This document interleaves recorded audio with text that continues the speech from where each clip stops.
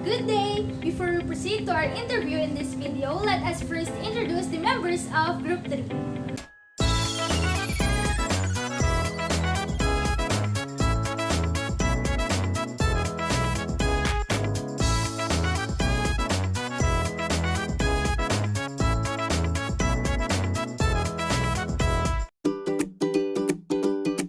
Ruby Joy Ballesteros.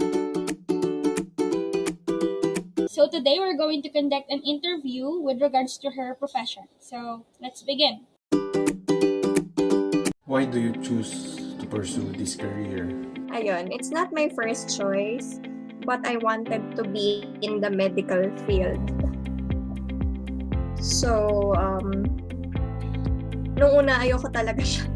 Nagsisi nga ako, ba't ako nag-pharma? Pero, along the way, beneficial naman siya. I mean, yung type of work after graduating and all, so marami kasi siya, vast siya. So, hindi lang siya focus sa isang aspect. Like, kunwari, kung nurse ka, kailangan nasa hospital, or pag doctor, kailangan nasa hospital. Ganyan. As a pharmacist, marami kasi siyang pwede ka sa community, or sa mga sa barangay, pwede ka sa industry, pwede ka sa hospital, pwede ka rin sa institution or sa schools, universities. Ganyan. How principle and values in social works helps you to perform your responsibilities? Principle and values in social work helps me to perform my responsibility. Well, first of all, yung values, hindi lang siya as a pharmacist, but yung values mo as a person. Kung naniniwala ka dun sa values mo, may nangahawakan mo, it will enable you to interact it, or ilalagay yon sa work mo. Yung values na pinangahawakan mo, i-incorporate mo siya sa social work. Ibig sabihin ito sa pakikipagkapwa-tao or pakikitungo sa ibang tao. And how am I able to perform it in my responsibility? Ayun nga, yung values na pinangahawakan mo, eventually i-incorporate mo siya sa work mo, and how you see your work will also determine your values, kung ano yung pinaka-importante sa iyo. Why are you doing this kind of work? Hindi lang siya dahil kailangan kong bumuhay ng pamilya, ganyan, or kailangan kong makasurvive day to day, but syempre yung yung responsibility mo bilang pharmacist, yung sabi nga nila, drug expert, yun yung tawag sa amin. Paano mo siya pahalagahan? Kailangan kasi pag nagstay ka dito sa profession mo, sa trabahong ito, kailangan talaga may knowledge ka. Hindi lang knowledge, pero yun nga, yung pakikitungo mo sa mga customers mo or mga pasyente mo. Tsaka sa mga estudyante mo kung nasa academe ka. Kasi turo ka ng turo, ganyan, hindi naman pala nila naiintindihan. O kaya, advice ka ng advice kung ano yung gamot na dapat nilang i-take. Tapos, sinasabi mo yung bagay na paano i-take yung gamot, or paano mo siya iinumin kung galit ka. 'Di ba? Syempre, hindi na makikinig sa iyo yung pasyente mo kasi iisip niya, galit puro emosyon yung nangingibabaw sa'yo. Hindi ka na nakaka-perform ng maayos sa trabaho. So, yun. How do you separate your work and your personal life? Work sa personal life, syempre, pag may mga, kunwari, galing ka sa bahay, tapos papasok ka sa work, sa bahay pala, meron pala kayong hindi pagkakaunawaan, tapos dala-dala mo siya sa work. Syempre, yun, parang very unprofessional yun. So, kailangan mo siyang paghiwalayin by, syempre, una, controlling your emotions, ganyan. Kung hindi mo matake yung minsan kasi nagagalit tayo sa kliyente natin kasi hindi pala okay sa bahay, or galit ka sa estudyante mo, meron pala kayong may underlying issue pala. kaya ganun yung reaction mo. So, dapat marunong tayong i-control yung emotions natin. Tsaka yun, iwasan nga na dalhin siya sa work sa personal life. Kung lahat ng yung baggages mo sa personal life mo, dapat di mo siya dala-dala sa work. So, paano ba siya separate? Yun nga, first, to control your emotions, tapos pray about it. Ask mo kay God yung wisdom how to deal with situation. Ganyan. Kasi, yun nga, minsan kasi hindi natin maiiwasan na yung burst ng emotion mo kasi pala meron ka palang matinding pinagdadaanan. Can you describe a situation in which you can handle a difficult or aggressive client and how can you handle this? A situation in which handle difficult and aggressive client. Sige, ano ba yung very recent? Siguro nung last year, nung nagkakagulo kami sa yung pahirapan kasi ba kailangan ng travel requirements for you to medical clearance or health declaration for you to able to travel. First of all, yun din, kalmahin mo yung emotion mo kasi pag pareho kayong galit or pareho kayong aggressive nung client mo, ang tendency magka-clash talaga kayo. So, maging mahinahon ka lang sa pag-respond with kindness no matter how aggressive or difficult the client is. Tapos, in a professional manner din. Hindi lang naman pag sinabing professional manner, ibig sabihin professional ka talaga na may pinag-aralan, pero sometimes yun nga yung upbringing or yung values mo kung marunong ka talaga makipagkapwa-tao.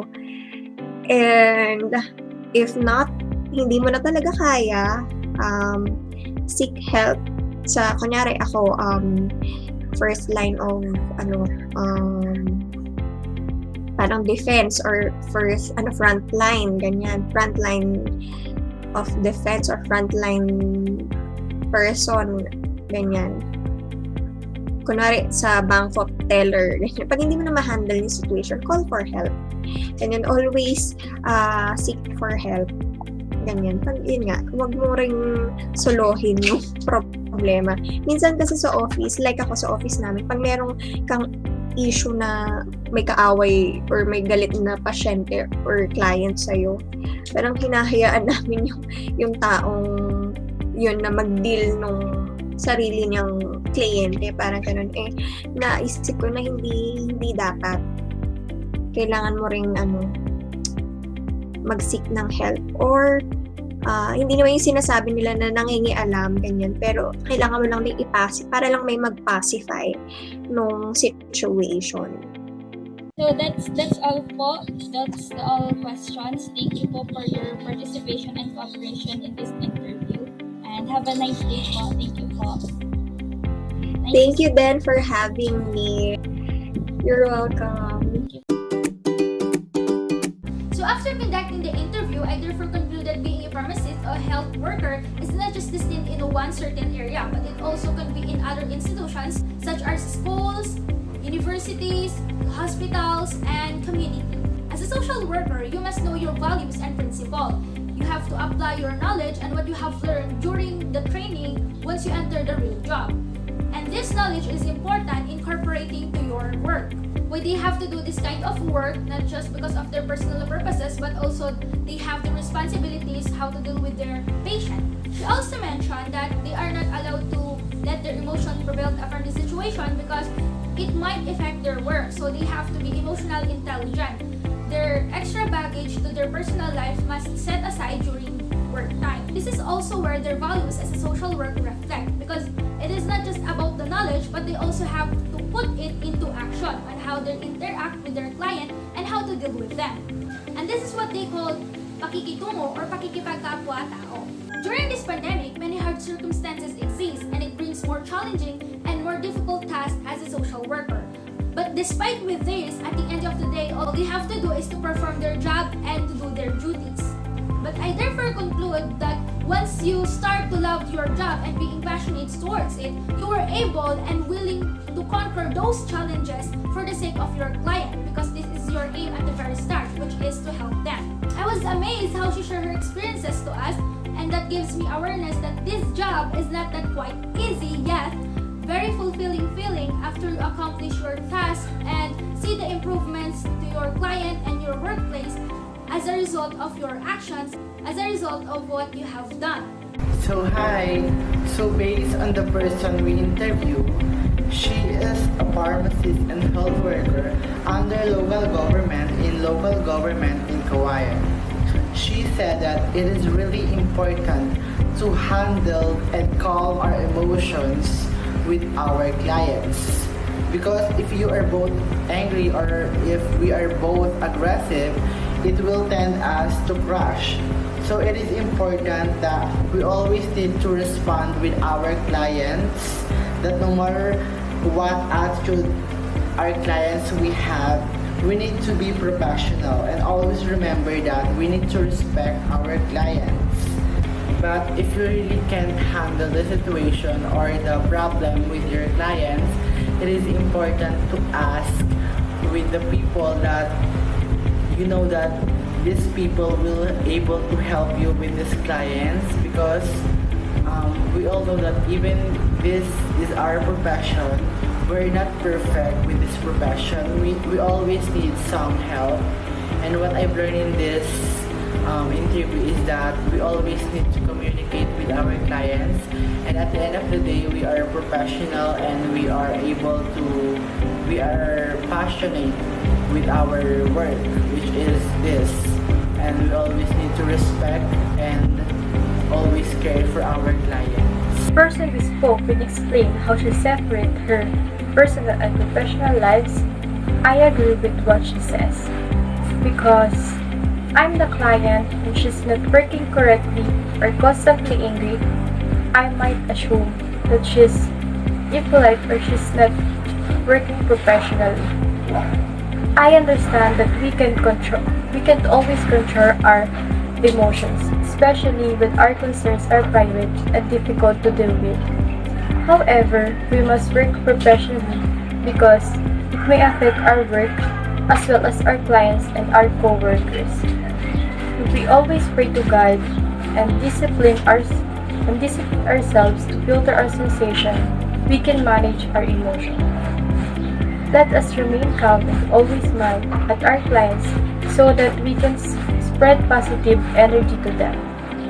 For example, if they have a difficulty and need someone to talk to, we must come to their aid and comprehend their situation. So yun nga po, no? You see in the video, she's a pharmacist, okay? And I reflect the video and her work. If you want to pursue this kind of career or work, you need to have the knowledge and the passion and to how to socialize to others po. And one of the question is about the personal life or the problem of the personal life. She answered in the professional way. You need to separate the problems at work and problems at home. And if you want to be social worker, you need to have a confident and beautiful and with a heart.